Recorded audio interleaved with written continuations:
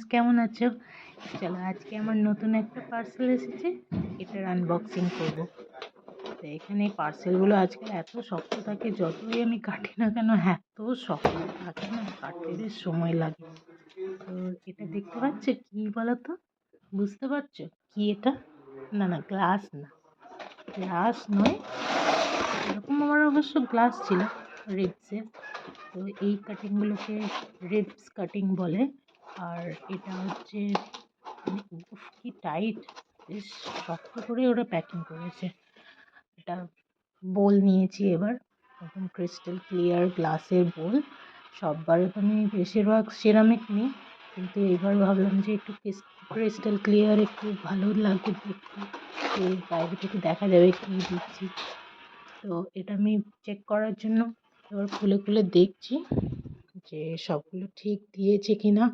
আমার তো ভীষণ ভয় লাগছিল যে সবগুলো ঠিক আসবে কি না, তাই আমি আগেই চেক করছি সব একবারে যে ঠিক আছে কি না। তো এখানে এগুলো বেশ মানে ওই ফোমটা দিয়ে টাইটলি প্যাক করা ছিল। একটাই জিনিস, এরা প্যাকেজিংয়ে মানে কোনো রাখার মানে ওই যেগুলো ওই থার্মোকলের যে খোপ খোপ করা থাকে ওগুলো দিলে বেশ ভালো হতো, আমি মানে রাখার জন্য আমার সুবিধে হতো, কিন্তু এইটা এই কার্টুন বক্সেই এসেছে।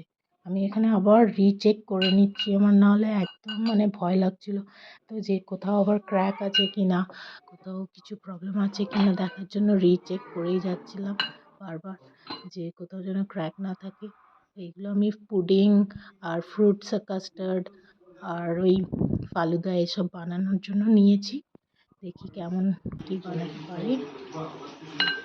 কমেন্ট করবে অবশ্যই, জানিও কেমন লাগছে।